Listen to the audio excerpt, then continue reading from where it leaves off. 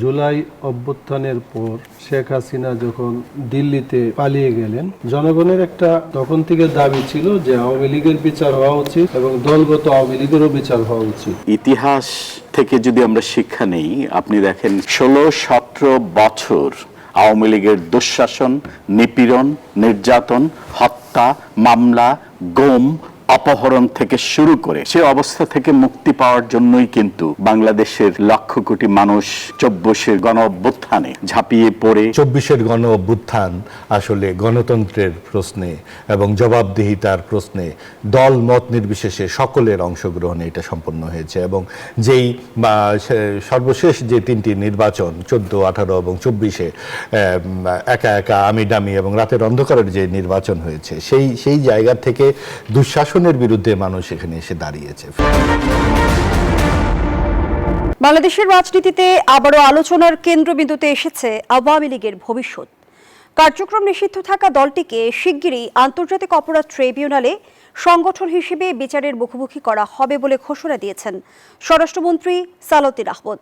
একই সময়ে আন্তর্জাতিক অপরাধ ট্রাইব্যুনালের চিফ প্রসিকিউটরও বলছেন, আইনে সংগঠনের বিচার করার সুযোগ রয়েছে এবং তদন্ত চলছে। অন্যদিকে আইনমন্ত্রী সতর্ক করেছেন, শুধু ফ্যাসিবাদ নয়, মৌলবাদও রাষ্ট্রের জন্য হুমকি। এই প্রেক্ষাপটে সবচেয়ে বড় প্রশ্ন, একটি রাজনৈতিক দলের বিচার, আইনের শাসন, ন্যায় বিচার এবং অংশগ্রহণমূলক গণতন্ত্রের মধ্যে কিভাবে ভারসাম্য রক্ষা করা হবে। আওয়ামী লীগের বিচার কি কেবল অতীতের জবাবদিহি নিশ্চিত করবে, নাকি এটি ভবিষ্যতের রাজনৈতিক সংস্কৃতিও নির্ধারণ করবে? আর বিচার চলাকালে বাংলাদেশের রাজনীতি কতটা অন্তর্ভুক্তিমূলক থাকবে, এসব বিষয় নিয়ে আমাদের আজকের আলোচনা। দর্শক, আমি ফারনাজ জুই, সবাইকে আমন্ত্রণ জানিয়ে শুরু করছি নিউজ 24-এর নিয়মিত আয়োজন জনতন্ত্র গণতন্ত্র। নিবেদন করছে আড়াইসি স্টিল। আজকের আলোচনা এগিয়ে নিতে স্টুডিওতে আছেন তিনজন সম্মানিত অতিথি। চলুন একে একে পরিচিত হই। আমার ডান দিক থেকে পরিচয় পর্ব শুরু করছি। আছেন মাওলানা আহমদ আলী কাশিমি, সিনিয়র নায়েবে আমির, খেলাফত মজলিস। এরপর পরই আছেন ডক্টর মোহাম্মদ তৌফিকুল ইসলাম মিথিল, সমাজবিজ্ঞানী ও রাজনীতি বিশ্লেষক। আমার সর্বডানে আছেন মাহবুব আজিজ, সিনিয়র সাংবাদিক। তিনজনকে স্বাগত জানাচ্ছি আজকের আলোচনায়। মাওলানা আহমদ আলী কাশিমি, আপনাকে দিয়ে আলোচনাটা শুরু করি। যেমনটি বলছিলাম, স্বরাষ্ট্রমন্ত্রী জানালেন যে আওয়ামী লীগের দাফন হয়েছে দিল্লিতে এবং রাজনৈতিক দল হিসেবে আওয়ামী লীগের বিচার শুরু হবে। একটু জানতে চাই, আওয়ামী লীগের বিচার কি কেবল অতীতের জবাবদিহি নিশ্চিত করবে, নাকি ভবিষ্যতের রাজনৈতিক সংস্কৃতিও নির্ধারণ করবে? জি, আপনাকে ধন্যবাদ, আমার সহ আলোচক বিন্দু এবং দর্শক শ্রোতাদেরকে ধন্যবাদ জানাই। আপনি জানেন যে গত 2 বছর আগে জুলাই অভ্যুত্থানের পর শেখ হাসিনা যখন দিল্লিতে পালিয়ে গেলেন, জনগণের একটা তখন থেকে দাবি ছিল যে আওয়ামী লীগের বিচার হওয়া উচিত এবং দলগত আওয়ামী লীগেরও বিচার হওয়া উচিত।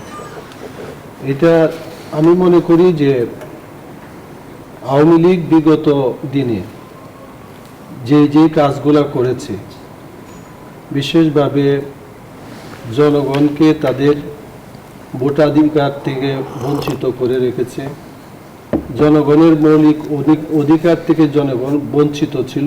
আপনারা জানেন যে কোঠা বিরোধী যে আন্দোলন শুরু হয়েছিল, এই আন্দোলনটা ছিল যে মূলত ন্যায়ের জন্য, ইনসাফের জন্য এবং যোগ্য ব্যক্তিরা যারা যে জায়গায় যোগ্য, তাদেরকে সেই জায়গায় যোগ্য ব্যক্তিদেরকে যাতে প্রতিষ্ঠিত করা হয় সেই জন্য। তো এখন এই আন্দোলন দমাইতে গিয়া এবং বিগত 15 বছরের শাসনে আওয়ামী লীগ যাদের উপরে যেভাবে নির্যাতন করেছে, তার স্বৈরাচার মনোভাব নিয়ে জনগণের উপরে যে ধরনের স্টিম রোলার চালিয়েছে, এগুলোর অবশ্যই একটা ন্যায্য বিচার হওয়া দরকার।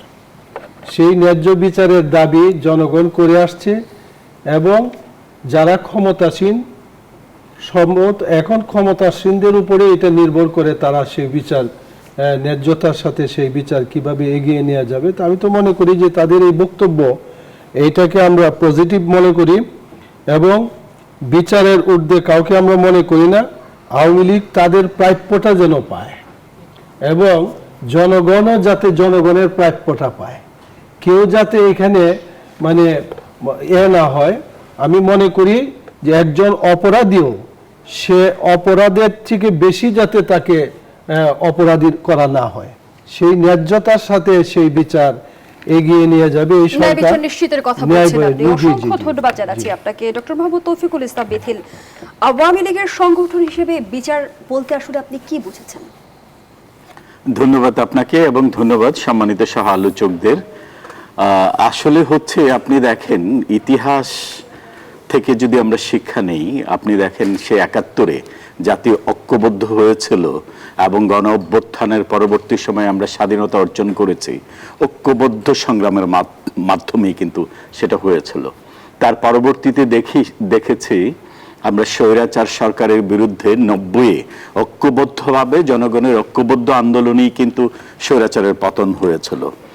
তারই ধারাবাহিকতায় আমরা দেখি যে ২৪ জুলাইয়ে যে আন্দোলনটা হয়েছে, ১৬-১৭ বছর আওয়ামী লীগের দুঃশাসন, নিপীড়ন, নির্যাতন, হত্যা, মামলা, গুম, অপহরণ থেকে শুরু করে মানুষের ন্যূনতম কথা বলার অধিকার যেখানে ছিল না। আমার মনে আছে টকশো শেষ করে আমি নিচে নামার সাথে সাথেই জিজ্ঞাসাবাদের শিকার হয়েছিলাম। আমাকে ফোন করে আমার ছেলেদের হুমকি দিয়েও কথা বলা হয়েছিল। এমনই শ্বাসরুদ্ধকর অবস্থা ছিল। সে অবস্থা থেকে মুক্তি পাওয়ার জন্যই কিন্তু বাংলাদেশের লক্ষ কোটি মানুষ ২৪-এর গণ অভ্যুত্থানে ঝাঁপিয়ে পড়ে এবং পরবর্তীতে আমরা দেখেছি এই ফ্যাসিস্টদের যে পালিয়ে বেঁচেছে। আমার কাছে এই ২৪-এর গণ অভ্যুত্থানের পর যেটা মনে হয়েছে, আমরা ৭১-এর কথা শুনেছি, ৯০-এ দেখেছি এবং জুলাই ২৪-এ স্বচক্ষে আন্দোলনেও ছিলাম, দেখেছি। আমার কাছে এটা মনে হয়েছে এখন পরবর্তীতে যদি কেউ ফ্যাসিস্ট হতে চায়, স্বৈরাচার হতে চায়, এই ফ্যাসিস্টরা হয়তো পালিয়ে বেঁচে গেছে। আগামীতে যদি কেউ ফ্যাসিস্ট বা ফ্যাসিজমের কায়দায় দেশ শাসন করতে চায়, সে পালিয়েও বাঁচতে পারবে না। এবং আমরা পাশাপাশি যেটা চাই যে অতীতে তার কর্মকাণ্ডের জন্য অবশ্যই তাকে আইনের আওতায় এনে শাস্তি যেটা পাওয়ার সেটা অবশ্যই পেতে হবে। আমরা দেখেছি আওয়ামী লীগ কিভাবে ট্রাইব্যুনাল করে যুদ্ধ অপরাধীদের বিচার করেছে। এটা নিয়ে কিন্তু আমরা প্রশ্ন তুলছি না, কারণ ৭১-এর সাথে যেমন ৭১-এর যোদ্ধাদের নিয়ে কেউ যদি কথা বলে আমাদের যেমন লাগবে, আমাদের যেমন অন্তর কাঁপবে যে ৭১-এর মুক্তিযোদ্ধা যারা দেশ স্বাধীন করেছে তাদের প্রশ্নে তাদেরকে কেউ অবমাননা করলে আমরা যেমন সহ্য করব না, একইভাবে ৯০-এর গণ অভ্যুত্থানে যারা গণতন্ত্র ফিরিয়ে এনেছে তাদের প্রতি যেমন আমাদের শ্রদ্ধা, ওনাদেরকেও যদি কেউ অবমাননা করে আমরা যেমন ক্ষমা করব না, একইভাবে ২৪-এর জুলাইয়ের যোদ্ধাদের নিয়ে কেউ যদি অবমাননা করার দুঃসাহস দেখায়, আমরা ঐক্যবদ্ধভাবে তার বিচারের জন্য আবারও রাস্তায় আমার কাছে মনে হয় আমি এই অর্থে বলছি, কারণ এই সংগ্রামটা ২৪-এর গণ অভ্যুত্থানটা ছিল আপাময় জনসাধারণের এবং স্বতঃস্ফূর্ত অংশগ্রহণ। কোন রাজনৈতিক দল কিন্তু ডেকে নিয়ে রাস্তায় নামেনি, মানুষ স্বেচ্ছায় রাস্তায় নেমেছে এবং একটা ন্যাচারাল মুভমেন্ট হয়েছে। আমার কাছে সেটাই আমি স্পষ্ট করে বলতে চাই, অতীতের যে কোনো কর্মকাণ্ডের জন্য তার বিচার হওয়া উচিত, তার শাস্তি হওয়া উচিত। একইভাবে রাজনৈতিক দল হিসাবে আমরা দেখেছি ইন্টিরিয়াম গভর্নমেন্ট যেটা ছাত্রলীগকে নিষিদ্ধ করেছে, এখন সময় এসেছে আওয়ামী লীগ একটা রাজনৈতিক দল হিসাবে আসলে রাজনীতি করতে পারবে কিনা। কারণ অতীত পর্যালোচনা করলে আমরা দেখেছি আওয়ামী লীগের একটা সময় ছিল যখন আওয়ামী লীগ হয়তো স্বাধীনতা যুদ্ধে নেতৃত্ব দিয়েছে, কিন্তু পরবর্তীতে আমরা কি দেখেছি, এই ৭১-কে নিয়ে কিন্তু অনেক ভাবে ৭১-কে পুঁজি করে, এই মুক্তিযুদ্ধকে পুঁজি করে আওয়ামী লীগ কিন্তু নিজেদের সম্পদ হিসেবে ব্যবহার করে অনেকভাবে রাজনৈতিক ফায়দা লোটার চেষ্টা করেছে। আমরা ইদানিং মাঝে মাঝে বলতে শুনি জুলাইকে নিয়ে ব্যবসা হয়েছে, কিন্তু ৫৫ বছর কিন্তু আওয়ামী লীগ এই মুক্তিযুদ্ধকে ব্যবহার করেছে, মুক্তিযুদ্ধকে ব্যবহার করে রাজনৈতিক ফায়দা হাসিল করার চেষ্টা করেছে। এবং পাশাপাশি আমরা দেখেছি মুক্তিযুদ্ধকে আওয়ামী লীগ নিজেদের সম্পত্তি ভেবেছে। একইভাবে কোনো গণ অভ্যুত্থানের পর কোনো গণ অভ্যুত্থানকে যদি কোনো দল নিজেদের সম্পত্তি ভাবে, সেখানেই কিন্তু ভুলটা হয়, কারণ এটা সম্মিলিত অ্যাচিভমেন্ট। একইভাবে জুলাইকে নিয়ে যদি কেউ ব্যবসা করতে চায়, আমরা যেমন তার বিরোধী, কারণ জুলাই একটা সম্মিলিত আন্দোলনের ফসল, এটা কোনো রাজনৈতিক দলের বা কোনো ব্যক্তির ইশারায় হয়নি, বাংলাদেশের কোটি কোটি মানুষের সম্মিলিত প্রয়াসে এটা হয়েছে। কাজী ৭১কে যেমন আমরা প্রশ্নবিদ্ধ করলে আমরা সবাই মিলে যেমন সেটাকে প্রতিবাদ করব, একইভাবে জুলাইকে নিয়ে, কোনো জুলাই যোদ্ধাকে নিয়ে যদি কেউ অপমান করে, অবমাননা করে, আমার মনে হয় জাতি হিসাবে আমরা কোনো অবস্থাতে সেটা মেনে নেব না। অসংখ্য ধন্যবাদ জানাচ্ছি ডক্টর মোহাম্মদ তৌফিকুল ইসলাম মিথিল। জনাব মাহবুব আজিজ, সংগঠন হিসেবে আওয়ামী লীগের দায় এবং শীর্ষ নেতৃত্বের, আমরা যদি বলি সুপিরিয়র রেসপন্সিবিলিটি, এই দুটি দিককে আলাদা করে কিভাবে বিচার করা সম্ভব?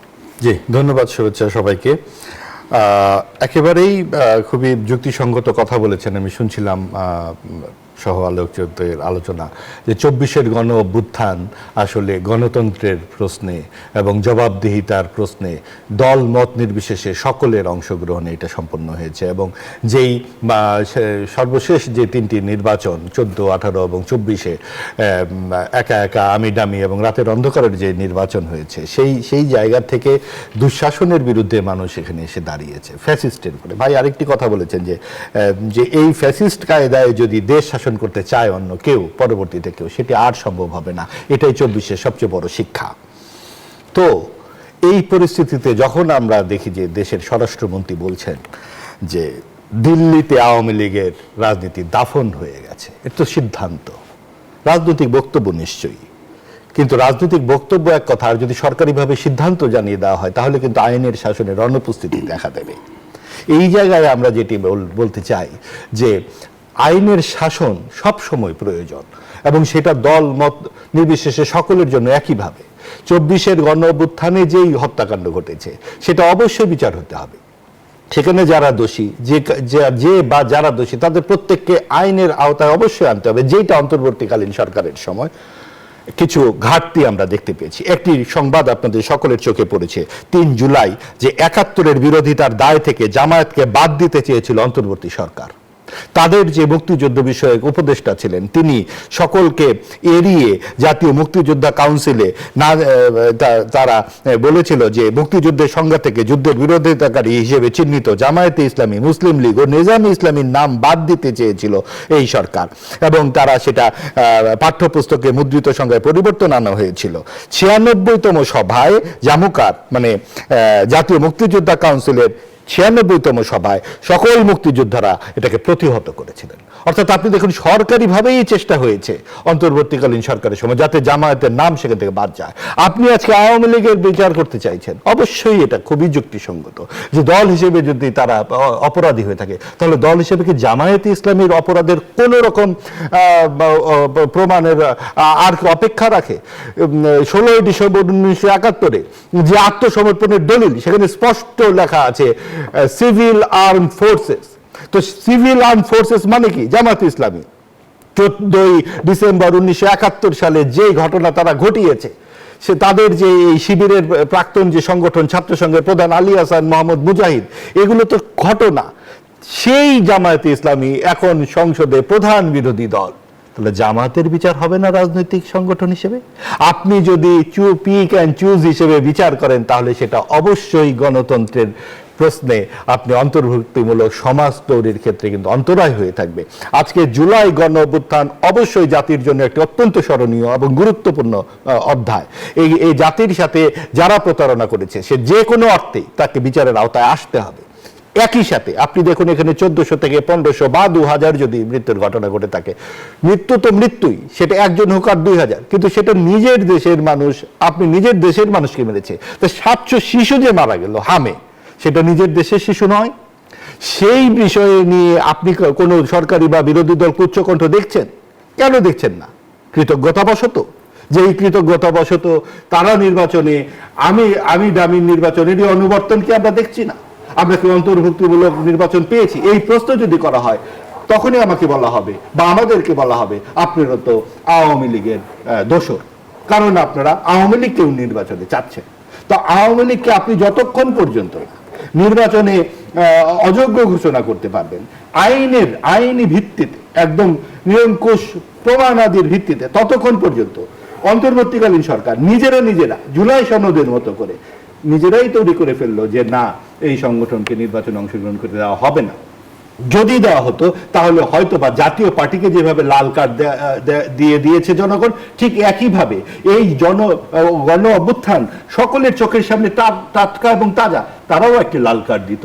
তাহলে এই সুযোগটি কেন অন্তর্বর্তীকালীন সরকার দিল না, একটা প্রশ্ন থেকে যায়। তারা কি সুযোগ কি ছিল? আমি এই প্রসঙ্গে একটু বলতে চাই, আমি বলতে চাই যে সম্মানিত সহ-আলোচক, আমরা কথার মধ্যে সম্মানিত, আমি একটু সময় নিয়েছি মডারেটরের কাছ থেকে। আমি যেটা বলতে চাই, আপনার এই কথা শুনে আমার খুবই ভালো লাগছে। আপনি অন্তর্বর্তী ইনক্লুসিভনেসের কথা বলছেন, কিন্তু গত 16-17 বছর তো আপনাদের কখনো বলতে দেখিনি ইনক্লুসিভ ইলেকশনের কথা। যখন বিএনপিকে ইলেকশন করতে দেওয়া হয়নি, নির্বাচনের বাইরে আমি দামি ইলেকশনের কথা করেছে, তখন কি আপনারা ইনক্লুসিভের কথা বলেছেন? আমার বই আপনারা বলেননি।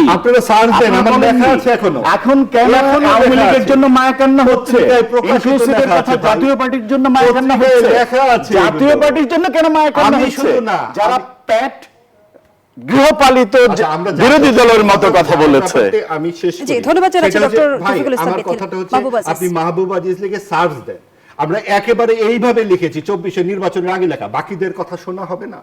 বিএনপি জামাতের কথা বলা হয়েছে, এবং যখন বলা হয়েছে বিএনপি জামাত, তখন আমাদেরকে বলা হয়েছে আপনারা আগুন সন্ত্রাসীর পক্ষে কথা বলছেন, আপনারা রাজাকার। তখন যে রাজাকার বলা হয়েছে, এখন বলা হচ্ছে আপনারা আওয়ামী দোসর।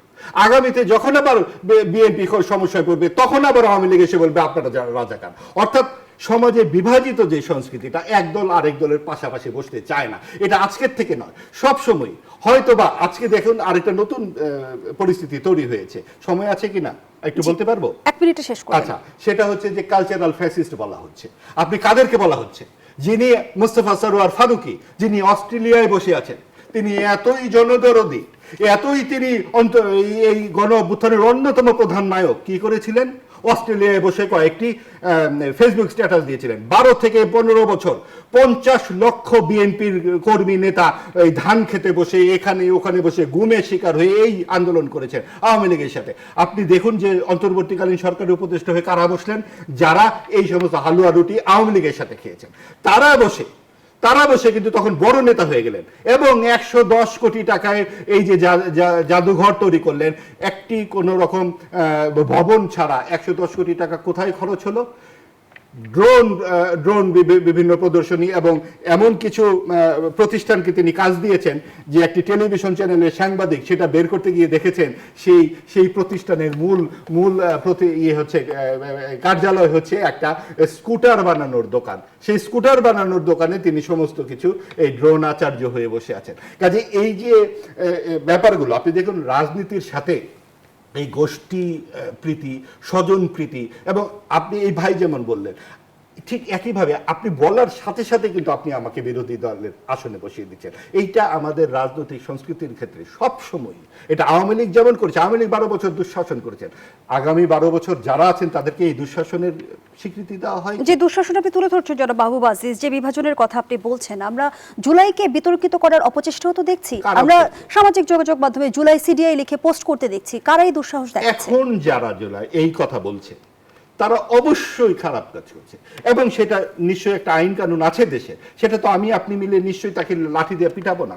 এই জায়গাতেই মব সন্ত্রাসের বিরুদ্ধে আমরা বলছি, আপনি প্রত্যেকটা কাজের জন্য একটা আইন করুন। একইভাবে মুক্তিযুদ্ধকে নিয়ে আজে বাজে কথা বলা হচ্ছে না, ভারতের অঙ্গরাজ্যের জন্য এটা করা হয়েছে, বা এটা মুক্তিযুদ্ধকে নিয়ে আমি একটু কথা বলতে চাচ্ছি, উনি একাই কথা বলেছেন, এখানে কিন্তু ভারতের প্রসঙ্গ আসেনি, ভারতের প্রসঙ্গ আসেনি। আর আমি কাউকে বিরোধী দল বানাচ্ছি না, আমি বলেছি যে ওনার প্রশংসা করছি, ইনক্লুসিভনেসের কথা আপনি এখন বলছেন, এই কথাটা তো 16-17 বছর অনেক ভোদ্ধা বুদ্ধিজীবী টকশো ব্যক্তিত্ব ছিল, কেউ তো তখন ইনক্লুসিভনেসের কথা বলেনি। তখন কেন বলা হয়নি? পিটিয়ে মারা হয়েছে, মুশতাককে পিটিয়ে মারা হয়েছে ইনক্লুসিভে চাওয়ার জন্য। এই ইনক্লুসিভের জন্য সাংবাদিকরা লিখেছেন বালিশ। আপনার আওয়ামী লীগের ফ্যাসিবাদ হলো এটা জানালো কারা? এই সাংবাদিকরাই তো বের করেছে। আপনারা সবাইকে এক পংক্তিতে কেন নিয়ে আসেন? আজকে যখন আমরা এইভাবে কথা বলছি, তখনও আমাদেরকে সেন্টার্ড করা হচ্ছে। এই বিষয়টা নিয়ে আমরা আরো আলোচনা করব। ধন্যবাদ জানাচ্ছি পর্যায়ে মাওলানা আহমদ আলী কাশেমি। যেমনটি মাহবুব আজিজ প্রশ্ন তুলেছে যে দল হিসেবে যদি আওয়ামী লীগের বিচার হয়, তাহলে জামায়াতের বিচারে বাধা কোথায়? কি বলবেন? ধন্যবাদ।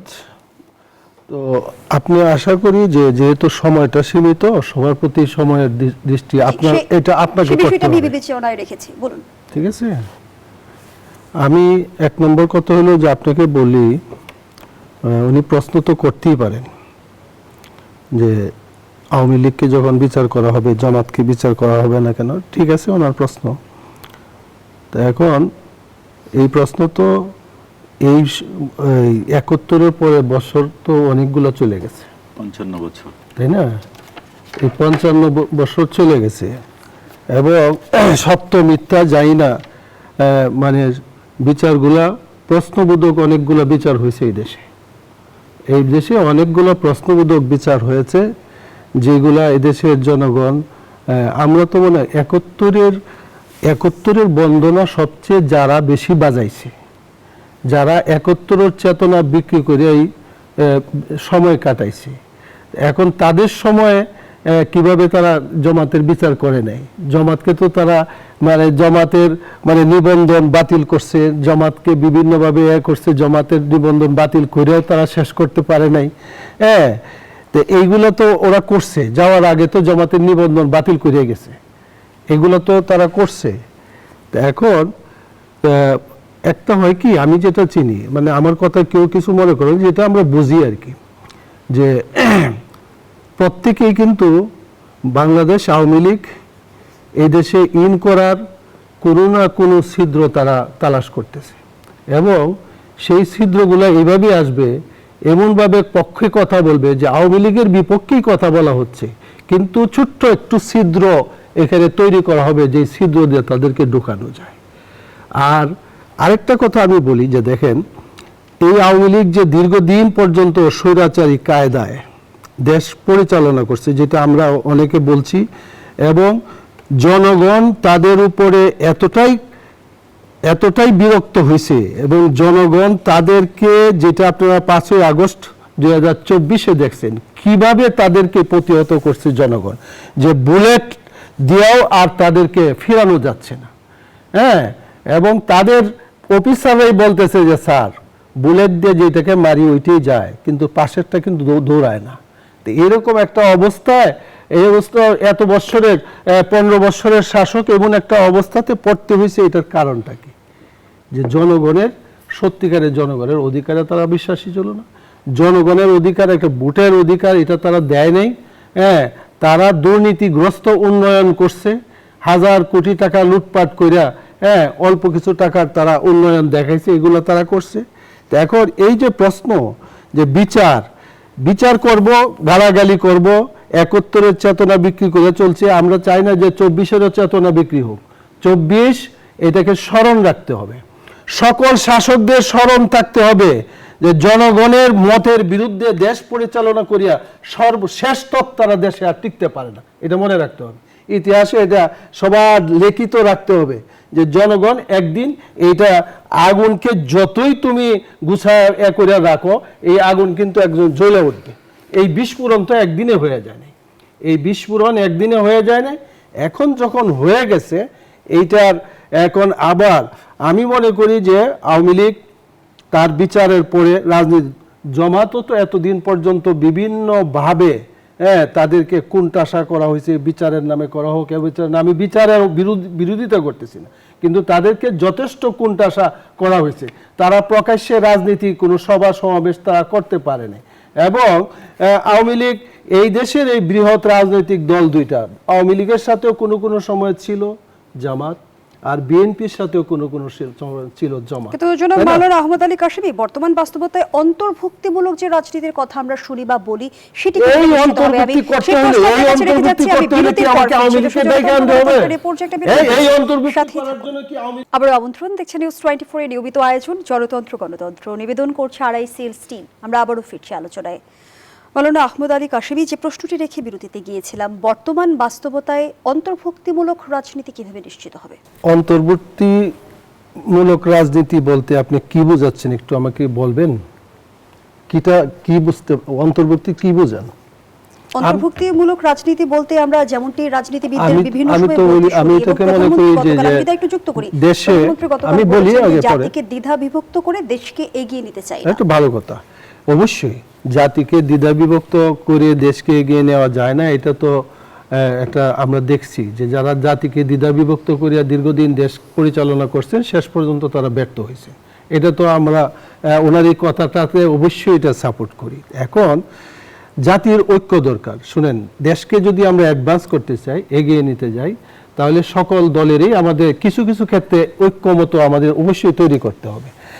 আমি আমার দল বা ওনার দল XYZ যাই বলি, সবাই তো সব ব্যাপারে আমরা ঐক্যমত হব না। ফ্যামিলিগত কিন্তু আমরা সব ব্যাপারে ঐক্যমত হই না, কিন্তু দেশকে এগিয়ে নেওয়ার জন্য ঐক্যমত দরকার।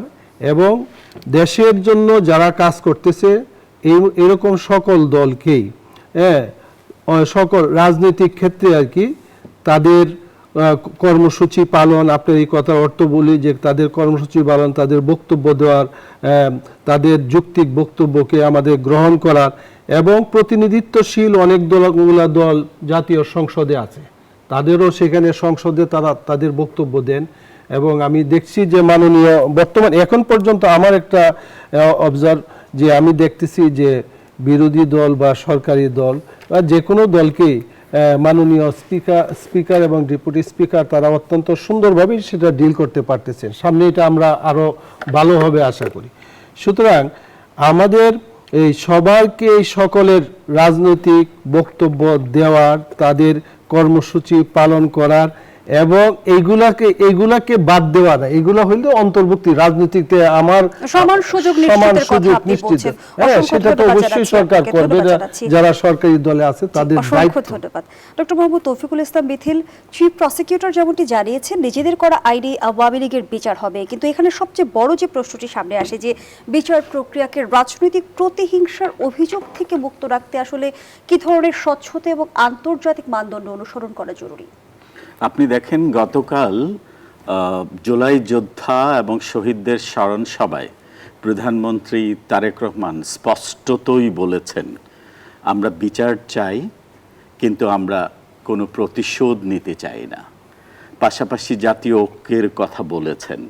কাজে আমার কাছে মনে হয় বর্তমানে যে রাজনৈতিক দল বাংলাদেশের নেতৃত্ব দিচ্ছে, আপনি শুরু থেকে যদি দেখেন 5ই আগস্টের পর আপনি একটা উদাহরণ দিতে পারবেন না যে কোনো বিএনপির নেতাকর্মীর হাতে কোনো আওয়ামী লীগের নেতাকর্মী খুন হয়েছে। আপনি যদি দেখেন যে দলটি দীর্ঘ 50 বছরের উপর মুক্তিযুদ্ধের চেতনা বিক্রি করে রাজনৈতিক ফায়দা নিয়েছে, সেই দলটি ফ্যাসিজমের মাধ্যমে দেশকে যেভাবে শাসন শোষণ করেছে, তার পরবর্তীতে বিএনপি সবচেয়ে বেশি নিপীড়িত নির্যাতিত হয়েছে এবং শহীদ প্রেসিডেন্ট জিয়াউর রহমানের পরিবার সবচেয়ে বেশি নিপীড়ন নির্যাতনের শিকার হয়েছে। আপনি দেখেছেন ক্ষমতায় আসার পর কোনো প্রতিশোধ নিতে? আমার কাছে মনে হয় জনাব তারেক রহমান কথায় যেটা বলছেন কাজেও সেটার আমরা রিফ্লেকশন দেখতে পাচ্ছি। সেজন্যই বারবার বলছেন প্রতিশোধ নয়, আমরা যে কাজের জন্য অপরাধ করেছে তার আইনের আওতায় এনে আইন অনুযায়ী তার শাস্তি যেটা পাওয়ার যোগ্য সেই শাস্তি তাকে পেতে হবে। আওয়ামী লীগ যেটা করেছে রাজনৈতিকভাবে রাজনৈতিক দল হিসেবে টিকে থাকার জন্য, রাজনৈতিক দল হিসেবে রাজনীতি করার জন্য যে গুণাবলী, যে ক্যারেক্টারিস্টিক থাকা প্রয়োজন, আওয়ামী লীগ ইতিমধ্যে সেগুলো হারিয়েছে। এবং এই জন্যই জনগণ, এবং শুধু সরকারের সিদ্ধান্তের ব্যাপার না, জনগণ ইতিমধ্যেই জনপ্রতিনিধি নির্বাচিত করেছে এবং এটার মাঝেই মেসেজ দিয়েছে আওয়ামী লীগ রাজনৈতিক দল হিসাবে রাজনীতি করার অধিকার হারিয়েছে। এবং এখন যেটা হচ্ছে ফর্মাল কোর্টে হয়তো এটা একটা সিদ্ধান্ত হবে, জনগণ কিন্তু ইতিমধ্যেই সেই রায়টা দিয়েছে। আপনি দেখেন ইন্টেরিয়াম গভর্নমেন্ট নির্বাচিত গভর্নমেন্ট ছিল না, বিপ্লবের পর গণ অভ্যুত্থানের পর যে ইন্টেরিয়াম গভর্নমেন্ট যে সিদ্ধান্তটা দিয়েছে ছাত্রলীগকে ব্যান করার মাধ্যমে, সেটা কিন্তু জনগণ সেটাকে পুরোপুরি সমর্থন দিয়ে, এবং সেটা আমরা দেখেছি রাজনৈতিকভাবে সামাজিকভাবে সবাই সেটাকে ছাত্রলীগকে প্রত্যাখ্যান করেছে, বয়কট করেছে। আগামীতেও আওয়ামী লীগের ব্যাপারে যে সিদ্ধান্ত হবে জনগণ সেটাই মেনে নিবে এবং সেভাবেই জনগণ আওয়ামী রাজনৈতিক লীগের ভবিষ্যৎ কিভাবে নির্ধারিত হবে, যেখানে স্বরাষ্ট্রমন্ত্রী বলছেন আওয়ামী লীগের রাজনৈতিক পতন হয়েছে, আওয়ামী লীগের রাজনৈতিকভাবে নিপাত হয়েছে, নির্মূল হয়েছে, দাফন হয়ে গেছে দিল্লিতে? আসলে আপনি দেখেন রাজনৈতিক ভাবে ব্যক্তিগতভাবে যখন একজন বক্তা বক্তব্য দেয়, এখানে অনেক কিছুই চলে আসে, আবেগী কথা, ইমোশনাল কথা, যেটাকে আমরা কখনোই অফিশিয়ালি একটা দলের স্টেটমেন্ট হিসেবে ধরতে পারি না। আপনি দেখেন কিছুদিন আগে জামাতে ইসলামের আমির বলেছেন আবার একটা বিপ্লব হবে। তার মানে কি বিপ্লব উনি কথাই করে ফেলবেন? বিপ্লব কি কারো আঙ্গুলের ইশারা হয়, কোন রাজনৈতিক দলের ইশারায় হয়ে থাকে? কই, হলে তো 16-17 বছরে হতো। বিপ্লব হচ্ছে ন্যাচারালি হয় এবং প্রত্যেক জনসাধারণের অংশগ্রহণের মাধ্যমে হয়, এবং এই বিপ্লবটা তখনই হয় দীর্ঘ সময় যখন একটা দেশের অধিকাংশ মানুষ নিপীড়িত, নির্যাতনের শিকার হয়, নিপীড়নের শিকার হয়, শোষণের শিকার হয়, বঞ্চনার শিকার হয়, মানুষের মধ্যে তীব্র অসন্তোষ থেকে। তার মানে স্বরাষ্ট্রমন্ত্রীর এই বক্তব্যকে আপনি কি পলিটিক্যাল রেটরিক হিসেবে দেখছেন? আমি নিঃসন্দেহে এটা পলিটিক্যাল। ধন্যবাদ জানাচ্ছি জনাব তৌফিকুল ইসলাম মিথিল। জনাব মাহবুব আজিজ, আওয়ামী লীগের বিচার নিশ্চিত হলে রাজনৈতিক অঙ্গনে নজির স্থাপন হবে কি? জবাবদিহির নতুন মানদণ্ড তৈরি হবে কি? না, আমরা তো এরকম বিচার অনেক দেখেছি। বেগম খালেদা জিয়ার যে বিচার আমরা দেখেছিলাম, এতিমের টাকা আত্মসাতের জন্য ইত্যাদি, যেগুলো পরবর্তীতে সম্পূর্ণই ভুয়ো প্রমাণিত হয়েছে। অর্থাৎ রাজনৈতিক প্রতিহিংসা করে যে বিচার করা হয় সেটা তো কখনোই টেকে না, এবং সেটা ইতিহাস বারবার সাক্ষ্য দেয়। আমরা তখনই হতবাক হয়ে যাই যখন আমরা আলোচনায় শুনি 55 বছর চলে গেছে 71-এর চেতনা বিক্রি করতে করতে। তো 71-এর চেতনা বিক্রি করলে ক্ষতিটা কি? চলুন না সবাই মিলে আমরা 71-এর চেতনা বিক্রি করি। আমরা আজে বাজে জিনিস বিক্রি না করলাম, রক্কাটার রাজনীতি বিক্রি না করলাম, ধর্মের রাজনীতি বিক্রি না করলাম, আমরা সাধারণ মানুষের আবেগের পুঁজি নিয়ে বিক্রি না করলাম। 71-এর যে চেতনাটি, যেটা এক ভাই বললেন ছোট্ট একটি ছিদ্র দিয়ে আওয়ামী লীগ ঢোকাতে চায়, ছোট্ট ছিদ্র না, এটা বিশাল বড় ছিদ্র। যে আওয়ামী লীগ এই মুক্তিযুদ্ধের, বাংলাদেশের মুক্তিযুদ্ধের প্রধান রাজনৈতিক দল ছিল। বঙ্গবন্ধু শেখ মুজিবুর রহমানের নেতৃত্বে মুক্তিযুদ্ধ হয়েছে, এটা আওয়ামী লীগ বললেই কি না বললে কি সবাইকেই বলতে হবে। এবং এটা সবচেয়ে বড়ভাবে বলেছেন রাষ্ট্রপতি জিয়াউর রহমান। তার লিখিত প্রবন্ধ একটি জাতির জন্ম, যেটা 1972 সালের 16ই ডিসেম্বর দৈনিক বাংলায় প্রকাশিত হয়েছে, তিনি সেটা লিখেছেন যে আমরা আমাদের জাতির পিতা বঙ্গবন্ধু শেখ মুজিবুর রহমানের অনুগত, এবং তিনি আমাদের নেতা বলে পশ্চিম পাকিস্তানে তারা আমাদেরকে ভারতের অনুচর বলতো, ভারতীয় দোসর বলতো। এই একই কথা কিন্তু আজও আমরা শুনি, অর্থাৎ মুক্তিযুদ্ধের কথা বললে ভারতীয় দোসর। এবং আপনি দেখুন যে বিভিন্ন আলোচক বিভিন্নভাবে মুক্তিযুদ্ধকে যেভাবে ছোট করেছে, অন্তর্বর্তীকালীন সরকারের সময় মুক্তিযুদ্ধের ভাস্কর্য ভাঙা, বাজার ভাঙা, মুক্তিযুদ্ধের ইতিহাস নিয়ে বিতর্ক, বিসিএস পরীক্ষায় মুক্তিযুদ্ধকে প্রতিরোধ যুদ্ধ লেখা, এবং এইভাবে আপনি যখন 32 নম্বরের বাড়িটি ভাঙা হলো বারবার 3বার, আমাকে সময় দিতে হবে, এখন আমি তাদের কথা একবারও কথা বলিনি, সময় একদম ঠিক মতো রাখতে হবে। আপনি 3বার বুলডোজার দিয়ে ভাঙার পরে ইউনূস সাহেব বললেন তার মেয়েকে জিজ্ঞেস করুন বাড়িটি ভাঙলো কেন। একটি দেশের সরকার প্রধান তিনি যখন আইন হাতে তুলে নেবার কথা বলেন, তখন কি রাষ্ট্রে কোনো আইনের শাসন থাকে? আমরা কিভাবে মুক্তিযুদ্ধকে প্রতিপক্ষ হিসেবে দাঁড় করিয়েছে অন্তর্বর্তীকালীন সরকার, সেটা আমরা দেখেছি। এবং প্রশ্ন আসার জন্য মাহবুব আজিজ, গৌরবোজ্জ্বল ইতিহাসও কি কোনোভাবে গণহত্যার দায় মুক্তি দিতে পারে? কোনোভাবেই পারে না।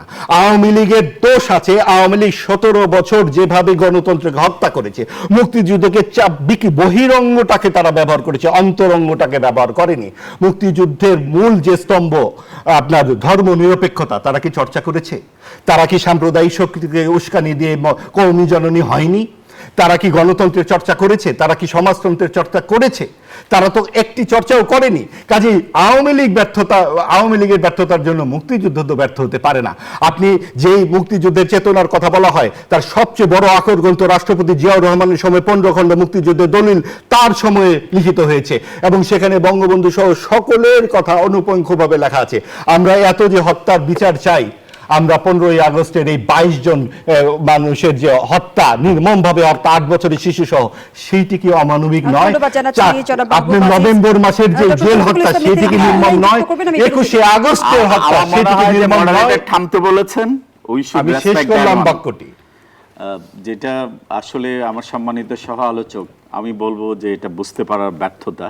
আমি কিন্তু একবারও বলিনি ৭১-এর চেতনা আমরা ধারণ করি না। আমি বলেছি ৭১-এর চেতনা একটা রাজনৈতিক দল নিজেদের স্বার্থে ব্যবহার করেছে, এমনভাবে ব্যবহার করেছে অ্যাজ ইফ ৭১ তাদের, ৭১ কোনো দলের না, ৭১ কোনো ব্যক্তির না, ৭১ হচ্ছে বাংলাদেশের কোটি কোটি মানুষের অর্জন।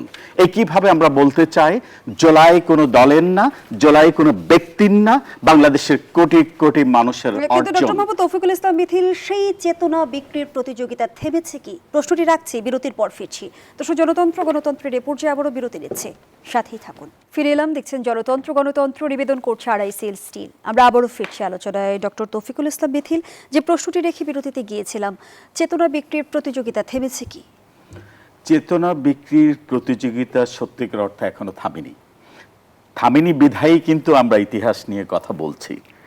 চেতনা নিয়ে আর কোনো আমরা বাণিজ্য দেখতে চাই না। আপনি দেখেন কিছুদিন আগে ইরানের সর্বোচ্চ নেতা দাফন প্রক্রিয়াতে আপনি দেখেন এদেশের মানুষের যে ঐক্যবদ্ধ একটা মেসেজ পৃথিবীকে দিয়েছে। একই মেসেজ কিন্তু আমরা ৭১-এ দিয়েছি, ৯০-এ দিয়েছি, ২৪-এর জুলাইয়ে এসে দিয়েছি। সমস্যা হয়েছে সবগুলো অর্জনের পরেই আমরা কোনো না কোনোভাবে ব্যক্তিগতভাবে সেটাকে ওন করতে চেয়েছি। যে কথাটা সম্মানিত সহ আলোচক বারবার একজনের কথাই বলেছেন যে উনি মুক্তিযুদ্ধ নেতৃত্ব দিয়েছেন, উনিই করেছেন মুক্তিযুদ্ধ, উনিই করেছেন, দেশকে স্বাধীন উনিই করেছেন। কোনো ব্যক্তি বা রাজনৈতিক দল বাংলাদেশকে স্বাধীন করেনি, বাংলাদেশের কোটি কোটি মানুষ বাংলাদেশকে স্বাধীন করেছে। একইভাবে ৯০-এর গণ অভ্যুত্থান কোটি কোটি মানুষের অংশগ্রহণে হয়েছে। একইভাবে আমরা দেখেছি ২৪-এর জুলাই আন্দোলনে নেতৃত্বদানকারী এবং অংশগ্রহণকারী কোটি কোটি মানুষের অংশগ্রহণ করেছিল, এবং কোটি কোটি মানুষের অর্জন, এই অর্জন যেন ভুলুণ্ঠিত না হয়। এই অর্জন যারা করে গেছে, শহীদ হয়েছেন, ওনারা ওনাদের কাজটা করে গেছেন। এখন আমাদের দায়িত্ব এবং কর্তব্য হচ্ছে এই অর্জনগুলো ধরে রাখা, এবং সেজন্যই যথার্থই গতকালে আমরা দেখেছি প্রধানমন্ত্রী তারেক রহমান বারবার বলেছেন ঐক্যের কথা।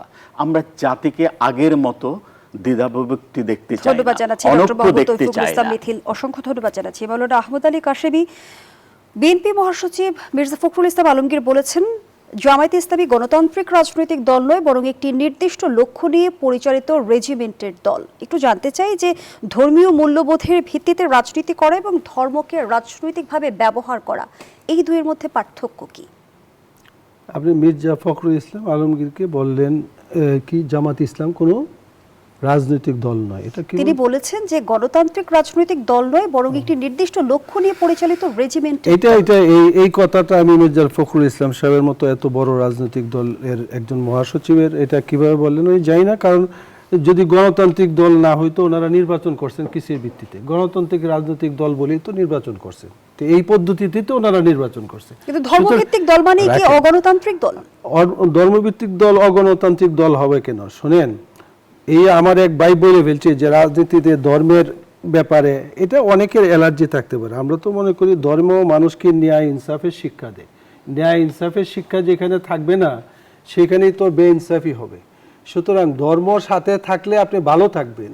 ধর্ম আপনাকে ভালো হইতে বলে, অন্যের অধিকার সংরক্ষণ করার কথা বলে, হ্যাঁ, অন্যের উপর কোনো ধরনের মানে অন্যায় কোনো আচরণ করতে, এটা কিন্তু ধর্ম আমাদের ধর্ম সবসময় আলোর পথ দেখায়, কিন্তু ধর্মকে পুঁজি করে যে রাজনীতি, যেটা বলতেছিলাম এই যে আপনি ধর্মকে পুঁজি করে, ধর্মকে তো যে পুঁজি করেন ভালো কথা, ধর্মকে যদি আপনি ধর্মটা যদি আপনার পুঁজি হয় তাহলে ধর্মকে আপনি পরিপূর্ণ ধারণ করলেন।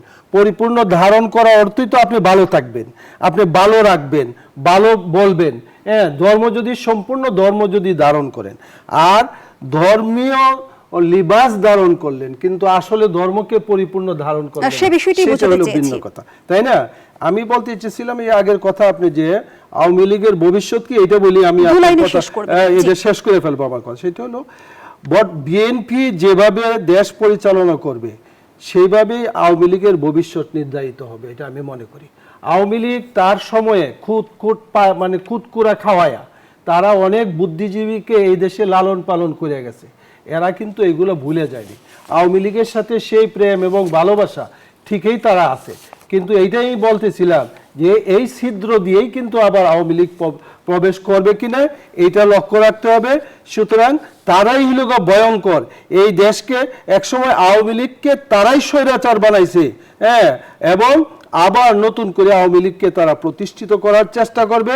সুতরাং আওয়ামী লীগের ভবিষ্যৎ ভালো মন্দের অনেকটাই নির্ভর করে বিএনপির দেশ পরিচালনার উপর। এটাই অসংখ্য ধন্যবাদ জানাচ্ছি আপনাকে জনাব মাহবুব আজিজ। আইনমন্ত্রী বলেছেন আমাদের এক পাশে ফ্যাসিবাদ, অন্য পাশে মৌলবাদ, আরেক পাশে মৌলবাদীরা ক্ষমতার মোহে অন্ধ হয়ে যাচ্ছে। মৌলবাদের যদি উত্থান হয়েই থাকে, সেই উত্থানের দায় কার?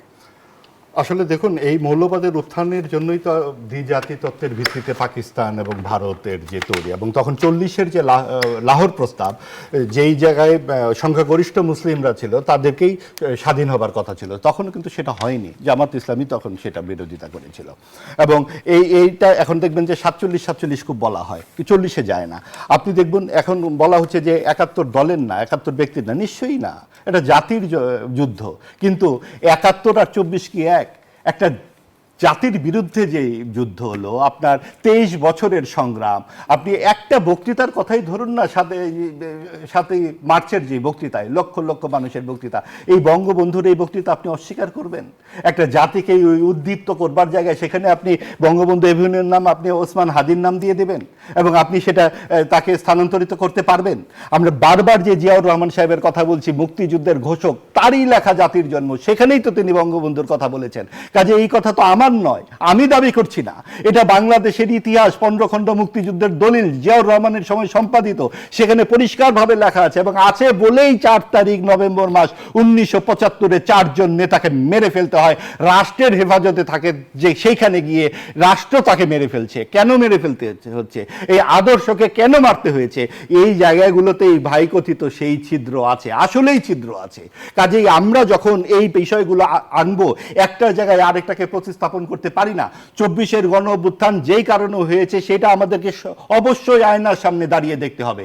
এখানে যে ফ্যাসিজম তৈরি হয়েছে, স্বৈরাচার তৈরি হয়েছে, যখন গণতন্ত্রের কথা, বিরোধী মতের কথা স্বীকার করা না হয়, বিরোধী মতকে স্পেস দেওয়া না হয়, তখনই গণতন্ত্র তৈরি হয়। এবং যখন আমির নির্বাচন হয়, যখন রাতের বেলা নির্বাচন হয়, এবং প্রীতি সম্মেলন হয় সংসদে, সেইটা আমরা দেখেছি 17 বছর। প্রীতি সম্মেলন বলতে কি বোঝাতে প্রীতি চাচ্ছেন? সম্মেলন হচ্ছে প্রীতিময় সম্পর্কের যেই সম্মেলন।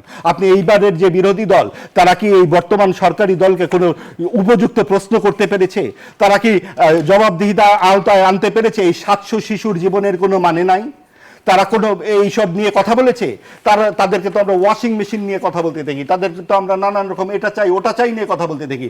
আমরা কি দেখেছি যে এই যে অর্থ বিলটা পাশ হলো, কোনো সংসদে নেই? গত 54 বছরে বাংলাদেশের সংসদের ইতিহাসে এই প্রথম কোনো বিরোধী দল অর্থ বাজেটে সংশোধনী কোনো আনতেই পারেনি। এটা কি করে করা হয়? বিএনপির যিনি সদস্য রেজা কিবরিয়া সাহেব, তিনি বাজেটের উপরে যে আলোচনা করেছেন, তার ধারে কাছে তো কোনো বিরোধী দলের সদস্য যেতে পারেন নাই। আসলে রাজনীতি একটা দক্ষ যোগ্যতার ব্যাপার।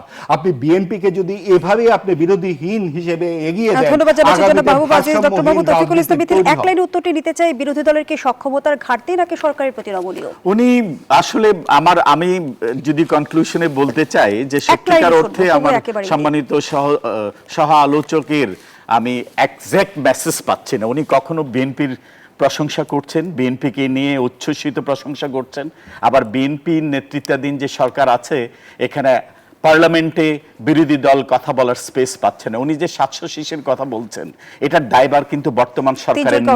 ধন্যবাদ জানাচ্ছি। আমরা আমাদের আয়োজনের একেবারেই শেষ পর্যায়ে দর্শক এখানেই শেষ করছি গণতন্ত্রের আজকের আয়োজন। ধন্যবাদ এতক্ষণ আমাদের সাথে থাকার জন্য।